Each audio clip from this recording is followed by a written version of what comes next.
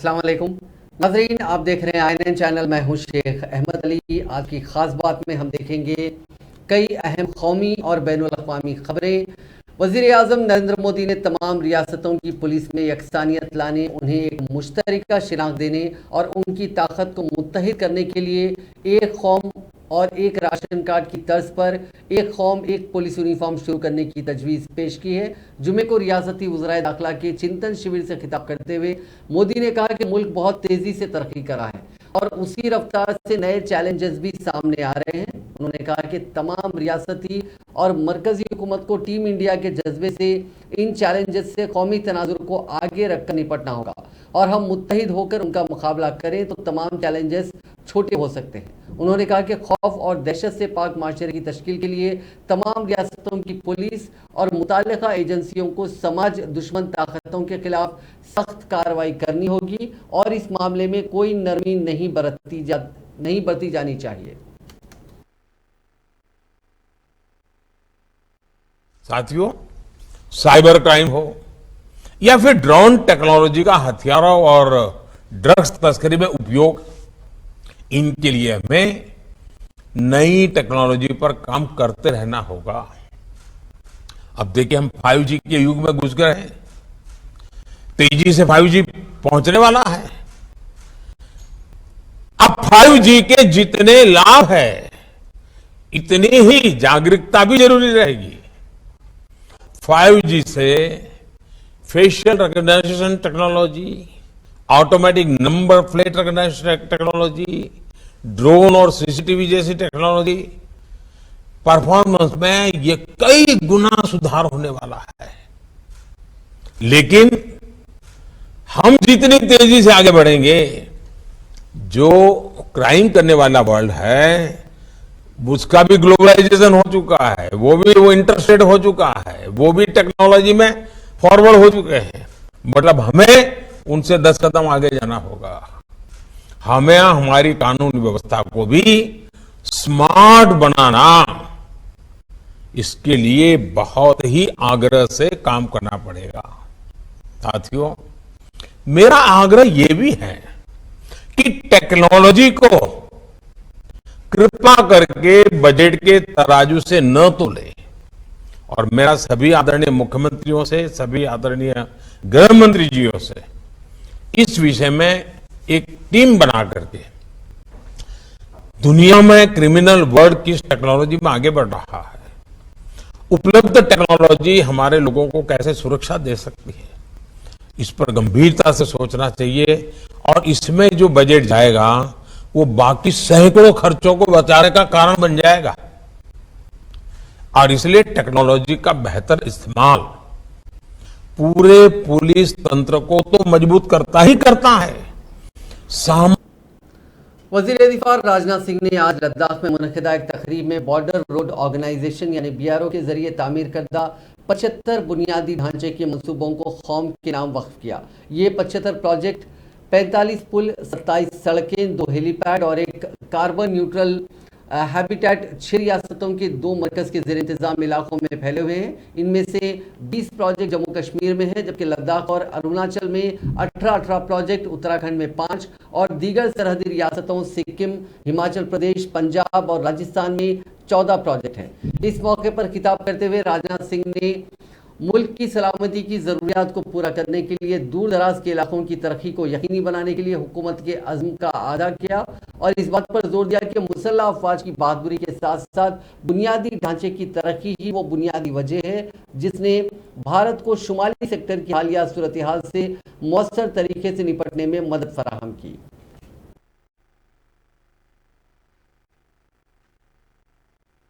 लोगों सहित समस्त देशवासियों को इस अवसर पर हार्दिक बधाई देता हूं और इन सारे प्रोजेक्ट्स को मैं राष्ट्र को समर्पित करता हूं। साथियों, आजादी के अमृत महोत्सव के उपलक्ष्य में राष्ट्र को 75 यानी 75 इंफ्रास्ट्रक्चर प्रोजेक्ट समर्पित करना BRO की एक नई सोच, नया उत्साह और देश के प्रति जिम्मेदारी की उनकी भावना को दिखाता है।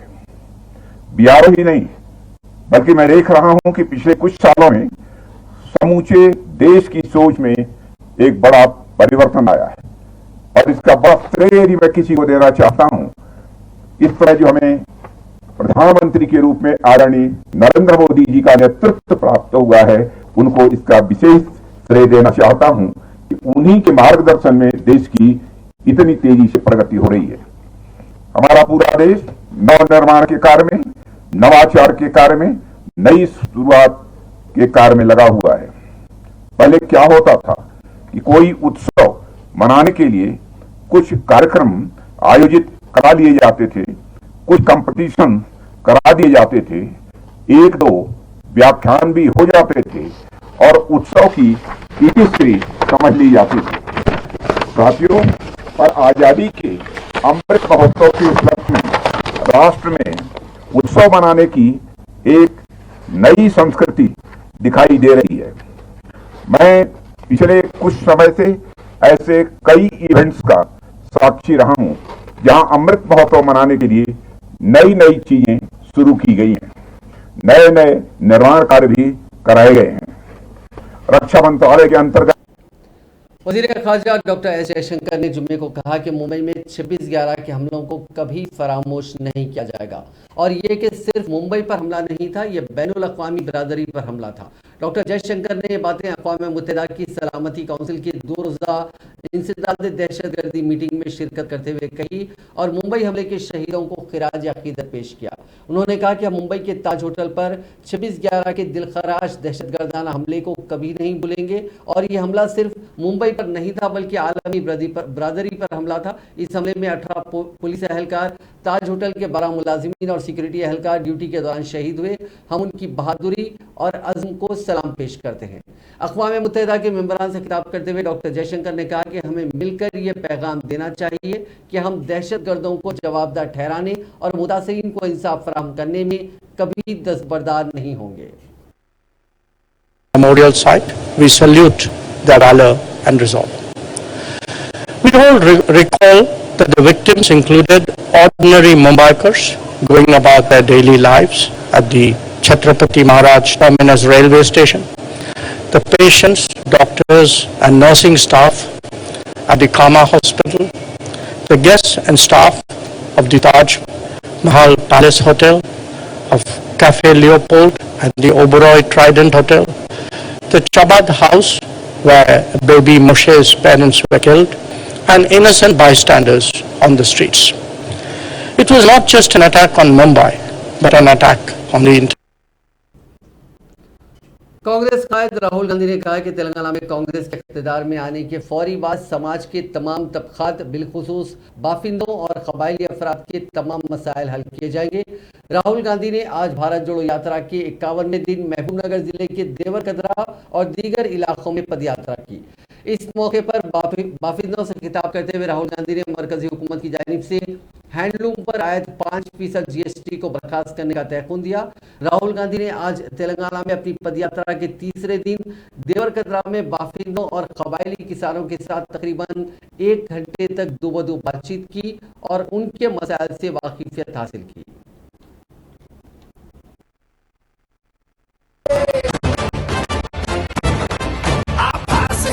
विश्वास है जन जन में मन की आस है, अब तोड़ ना सके कोई हमें, ये हाथ से जुड़ते हाथ हैं, हम दिल की सुनकर निकले हैं,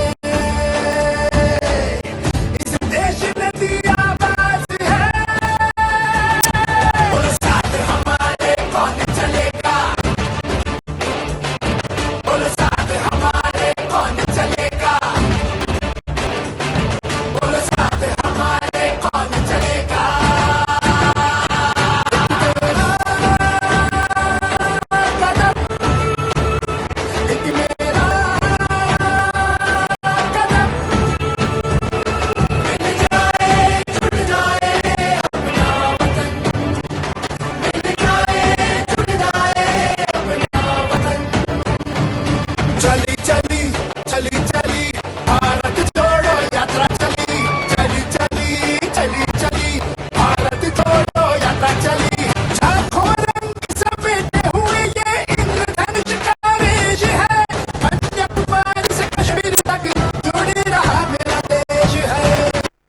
बेरोजगारी का सबसे बड़ा कारण नोटबंदी और गलत जीएसटी।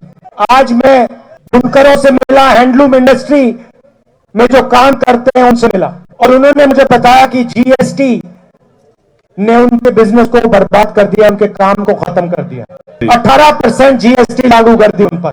भाइयों और बहनों, नोटबंदी और जीएसटी ने जो छोटे बिजनेस वाले, मिडिल साइज बिजनेस वाले, छोटे व्यापारी हैं, उनकी जिंदगी बर्बाद कर दी।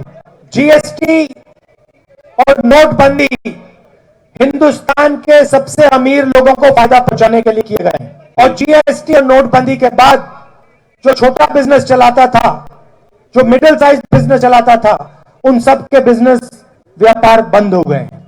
दिल्ली में हमारी सरकार आएगी तो हम जीएसटी को बदलेंगे और एक टैक्स, सिर्फ एक टैक्स होगा, 5 टैक्स नहीं होने वाले। और जैसे हम किसानों की पहले मदद करते थे, जैसे हमने किसान कर्जा माफ किया था, वैसे ही हम किसानों की मदद करेंगे।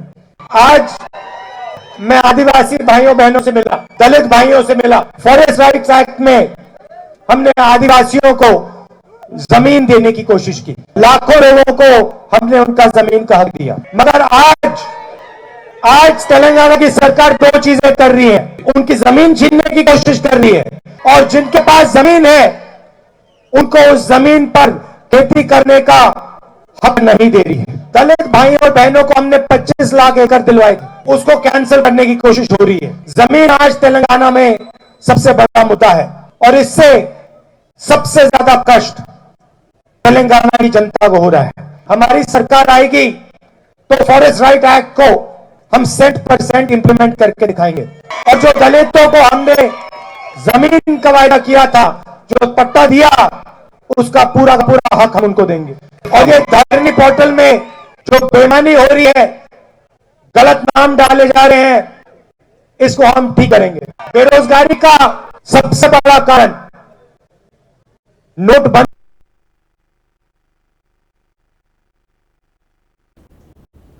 कांग्रेस की कौमी तर्जुमान सुप्रिया श्रीनेत ने मोदी सरकार पर हमला बोलते हुए कहा कि हुकूमत गरीबों के लिए जब भी कोई काम करती है तो उसे रेवड़ी कहा जाता है, जब हुकूमत अमीरों के लिए काम करती है तो उसे क्यों रेवड़ी नहीं कहते। 16 जुलाई 2022 को प्रधानमंत्री मोदी ने बुंदेलखंड की अपनी एक रैली के भाषण में पहली बार रेवड़ी शब्द का प्रयोग किया था, और उसके बाद इस पर गर्मा गर्म बहस जारी है। लेकिन आखिर रेवड़ी है क्या, और क्या चुनाव आयोग, जिसने हर राजनीतिक दल से इस पर उनका वक्तव्य मांगा है, उनका मत मांगा है, उनका अधिकार क्षेत्र में यह आता है? हमारा अपना मानना है, जो हमने विस्तृत जानकारी चुनाव आयोग को दी है और अपनी बात मुखर तरीके से रखी है। हमारा पुरजोर मानना है कि कुछ चीजें लोकतंत्र में जनता के विवेक पर, उनके मत पर छोड़ देनी चाहिए। चुनाव हराकर वो राजनीतिक दलों को दंडित करते हैं और जिताकर उनको पुरस्कृत करते हैं। यह भी सच है कि ये कौन डिसाइड करेगा आखिर रेवड़ी क्या है? क्या अमीरों का कर्जा माफी या कॉर्पोरेट टैक्स कट करना रेवड़ी है या अशरफी है? और क्या गरीब जनता जो बेरोजगारी और महंगाई से जूझ रही है, कम आय से जूझ रही है, उसका सहयोग करना, जो कि एक कर्तव्य होता है सरकार का, ये रेवड़ी है या सहयोग है? मुद्दा लबो-लबाब यही है। सच ये भी है कि कांग्रेस ने अपने घोषणा पत्र में मनरेगा की, सूचना के अधिकार की, शिक्षा के अधिकार की और खाद्य सुरक्षा अधिनियम की बात करी थी, और हमने वो सारी बातें करके दिखाई। मोदी जी ने तो बड़े बड़े जुमलों की बात करी थी, 2 करोड़ रोजगार, 15 लाख हर अकाउंट में, हर सर पर पक्के घर की छत। उन्होंने तो 2022 तक किसानों की आय भी दुगनी की बात करने की बात करी थी। 2022 तक तो इकोनॉमी भी $5 ट्रिलियन की हो जानी थी। ये सारी बातें अपनी जगह हैं, लेकिन एक वेलफेयर स्टेट में लोगों के लिए काम करना, लोगों के लिए सहयोग और सहायता करना रेवड़ी कभी नहीं हो सकता है। यह सरकार का कर्तव्य होता है। हमारा अपना मानना है कि अधिकार क्षेत्र जो चुनाव आयोग का है, उसको फ्री एंड फेयर इलेक्शंस तक सीमित रखना चाहिए, और जिस तरह से ब्लेटेंट तरीके से उनके नियमों और उनके कानूनों का उल्लंघन होता है, उसको सर्वथा वर्जित करना चाहिए प्रधानमंत्री मोदी और अमित शाह जी के द्वारा। हमारा अपना यह भी मानना है कि गरीब जनता के लिए काम करना रेवड़ी कभी नहीं हो सकता। यह नैतिकता है गुजरात के मारूफ सियासी लीडर शंकर सिंह वाघेला के बेटे महेंद्र सिंह वाघेला कांग्रेस लीडरों की मौजूदगी में आज पार्टी में शामिल हो गए। 2017 के असेंबली इंतखाब से कबल महेंद्र सिंह वाघेला, जो उस वक्त बियाद के रुकन असेंबली थे, उन्होंने वालिद के साथ पार्टी छोड़ दी थी। गुजरात रियासती कांग्रेस कमेटी के सदर जगदीश ठाकुर ने रियासती यूनिट के दफ्तर में महेंद्र सिंह वाघेला का पार्टी में इस्तकबाल किया। मीडिया से खिताब करते हुए महेंद्र सिंह वाघेला ने कहा कि मैं नफरत की सियासत के खिलाफ लड़ना चाह रहा हूं। मैं कभी भी बीजेपी में बेहतर महसूस नहीं कर रहा था, हालांकि मैं बीजेपी में शामिल हो गया था। उन्होंने कहा कि वो गुज़िश्ता 5 सालों में कभी भी पार्टी के किसी भी प्रोग्राम में हिस्सा नहीं लिया, इसीलिए वो कांग्रेस में वापस आ गए हैं और अब वो पार्टी के लिए काम करेंगे। दिल्ली के वजीर आला और आम आदमी पार्टी के कन्वीनर अरविंद केजरीवाल ने हिंदुस्तानी करेंसी पर एक तरफ महात्मा गांधी और दूसरी तरफ गणेश और लक्ष्मी की तस्वीर लगाने की मांग करते हुए वजीर आजम नरेंद्र मोदी को जुमे को खत लिखा। केजरीवाल ने कहा कि उन्होंने मोदी को खत लिखकर 130 करोड़ हिंदुस्तानियों की तरफ से दरखास्त की है कि हिंदुस्तानी करेंसी पर महात्मा गांधी के साथ साथ गणेश और लक्ष्मी की तस्वीर लगाई जाए। मुल्क की मईशत बहुत बुरे दौर से गुजर रही है और आज़ादी के 75 वर्षों के बाद भी तरक्की पजीर और गरीब ममालिक में शुमार होता है। एक तरफ हमें सख्त मेहनत करने की ज़रूरत है तो दूसरी तरफ भगवान का आशीर्वाद भी चाहिए ताकि हमारी कोशिश कामयाब हो। केजरीवाल ने इस खत में कहा कि जब से उन्होंने ये मांग की है तब से आवाम की ज़बरदस्त हिमायत हासिल हो रही है और सभी चाहते हैं कि इसे फौरी लागू किया जाए। वज़ीर आज़म नरेंद्र मोदी ने आज दोपहर नवमुंतखब बरतानवी वज़ीर आज़म ऋषि सुनक से टेलीफोन पर बात की और उन्हें अपने मुल्क का वज़ीर आज़म बनने पर मुबारकबाद और नेक ख्वाहिशात का इजहार किया। यहाँ बरतानवी हाई कमीशन ने इतला दी कि ऋषि सुनक ने आज दोपहर टेलीफोन पर नरेंद्र मोदी से बात की। मोदी ने हिंदुस्तान की 130 करोड़ हिंदुस्तानियों की तरफ से उन्हें वज़ीर आज़म बनने पर नेक ख्वाहिशात का इजहार किया। सुनक ने कहा कि वो बरतानिया और हिंदुस्तान के दरमियान तारीखी रवाबित के यानी शाहिद हैं और दोनों ममालिक के दरमियान हमारे ताल्लुकात को इंतहाई करीबी ताल्लुकात में तब्दील करना चाहते हैं। आलमी चैलेंजों पर बातचीत के दौरान सुनक ने मौसमियाती तब्दीली के मसले से निपटने में वज़ीर आज़म मोदी की क़यादत की सताइश की। दोनों रहनुमाओं ने सलामती, दिफाई और इक़्तिसादी शराकतदारी के मौक़े का भी खैर मक़दम किया। रूस के सदर व्लादिमीर पुतिन ने वज़ीर आज़म नरेंद्र मोदी की तारीफ की। उन्होंने पीएम मोदी को सच्चा देशभक्त बताया। एक रिपोर्ट के मुताबिक पुतिन ने कहा कि मोदी की क़यादत में हिंदुस्तान ने तरक्की की है और पुतिन ने सारी बातें मॉस्को में वाइल्ड आई डिस्कशन क्लब की 19वीं एनुअल मीटिंग में कही।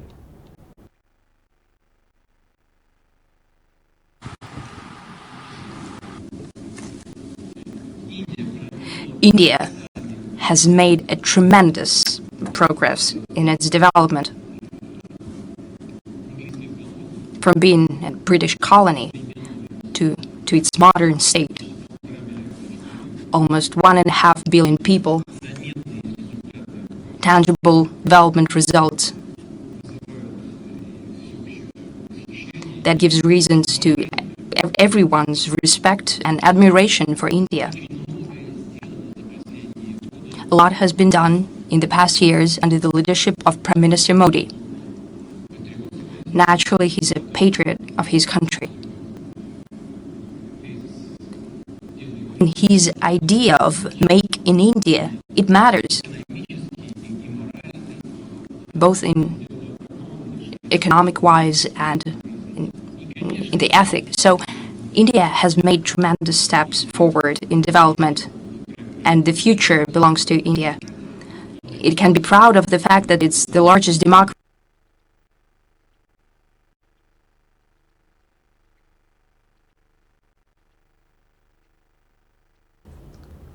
मुस्लिम खवातीन तलाक के बाद दूसरी शादी तक नानो नफ़क़ा की हकदार है। मुंबई की एक अदालत ने यह फैसला सुनाते हुए एक 40 साला शख्स से कहा कि वो अपनी बीवी के इलाज के लिए 50,000 रुपये अदा करे। खातून ने 2017 में अपने शौहर से तलाक ले ली थी। एक रिपोर्ट के मुताबिक खातून ने उस शख्स से 2004 में शादी की थी। इसके बाद शौहर के घर वालों ने खातून को मुबैना तौर पर जहेज के लिए हरासा किया। खातून के वालिद ने शादी के बाद 2 लाख रुपए का जहेज भी दिया। ताहम खातून का इल्ज़ाम है कि उसे न सिर्फ जहनी बल्कि जिस्मानी तौर पर भी हरासा किया गया था। इसके बाद दोनों में इत्तिफाक़ राय से अलहदगी हो गई। साल 2018 में खातून के गुर्दे फेल हो गए थे और उसे बाकायदगी से डायलिसिस की जरूरत पेश आई। ऐसे हालात में खातून ने अदालत से रुजू किया और इस्तदला किया कि इसका कोई जरिया आमदनी नहीं है, जबकि इसके शोहर का अच्छा खासा स्क्रैप का कारोबार है और वो हर माह लाखों रुपए कमाता है। खातून ने अपील की कि उसके साबिक शोहर को यह हुक्म दिया जाए कि वो उसके लिए नालो नफका अदा करे। खातून ने अदालत को बताया कि अच्छी आमदनी के बावजूद उसके शोहर ने उसकी कफालत नहीं की।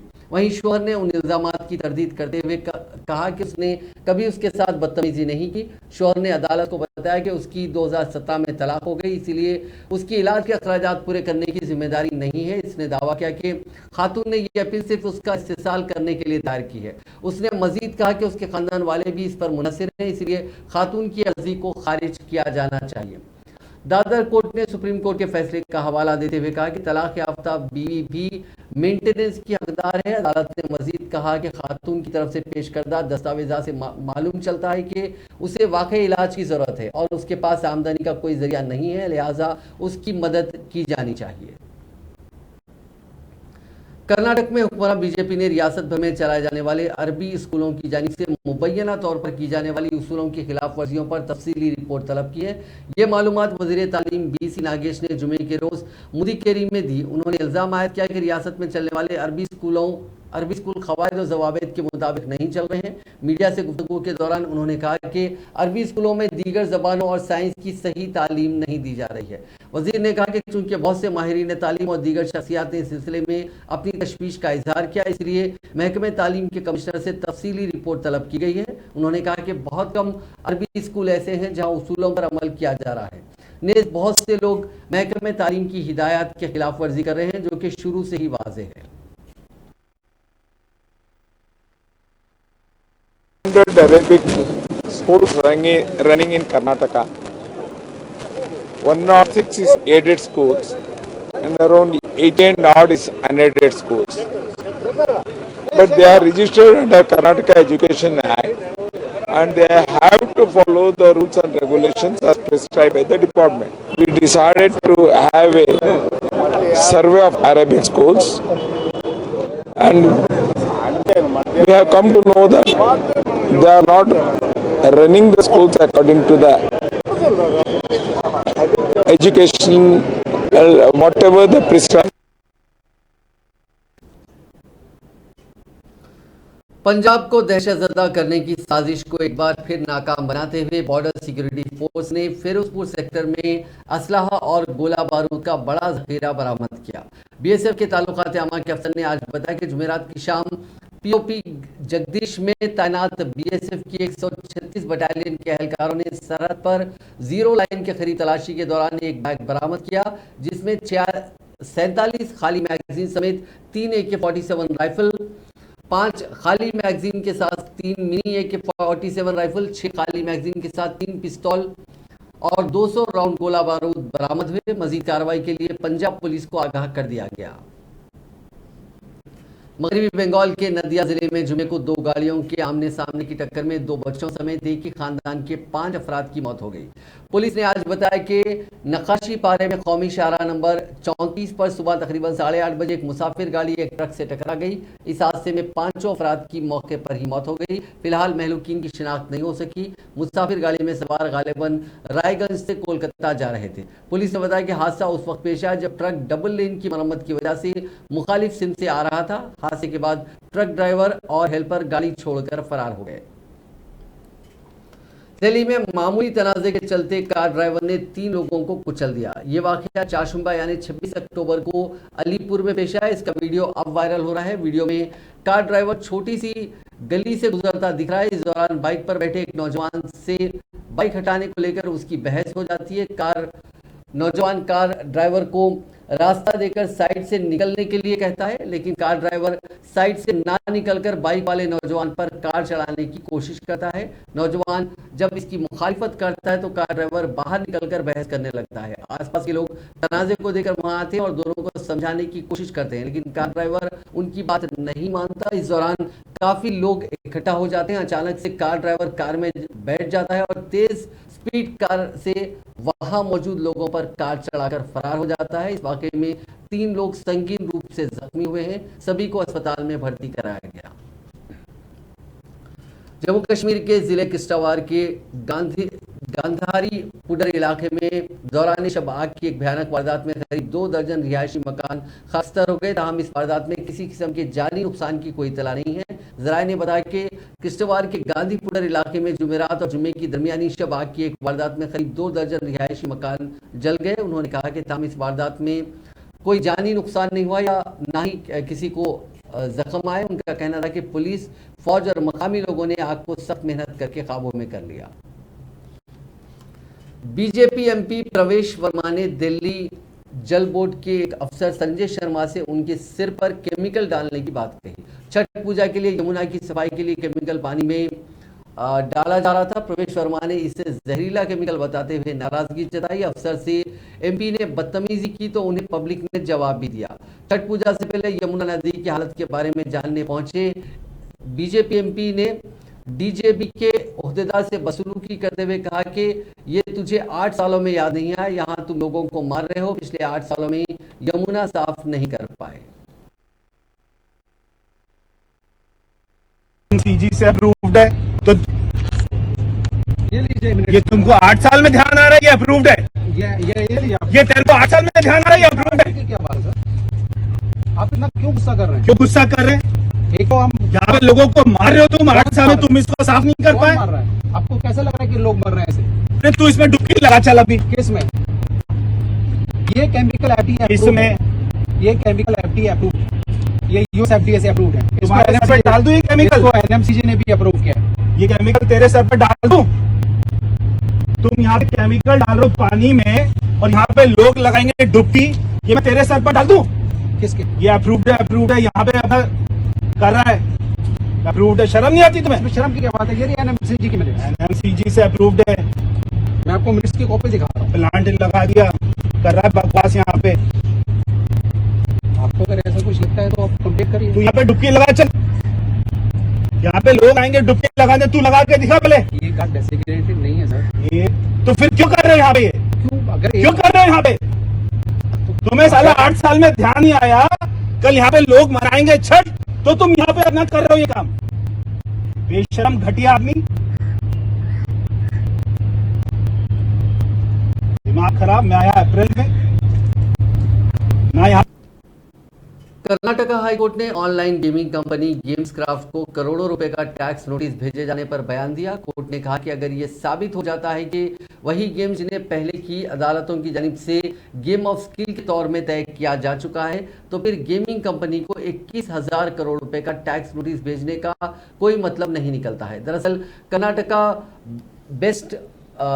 Based online gaming platforms Gameskraft पर goods and services tax intelligence के डायरेक्टर जनरल ने 21,000 करोड़ रुपए का टैक्स ना भरने का इल्जाम लगाते हुए शो कॉज नोटिस भेजा था। इसके बाद कंपनी ने जीएसटी इंटेलिजेंस के डायरेक्टर जनरल के नोटिस को हाईकोर्ट में चैलेंज किया था। 8 सितंबर के नोटिस में कंपनी के लेन देन पर 28% जीएसटी लगाने की मांग की गई थी। कंपनी ने जुमेरात को जस्टिस एसआर कृष्ण कुमार की हाईकोर्ट बेंच के सामने तर्क दिया कि हमारी गेमिंग प्लेटफॉर्म पर सिर्फ गेम ऑफ स्किल है, गेम ऑफ चांस नहीं है।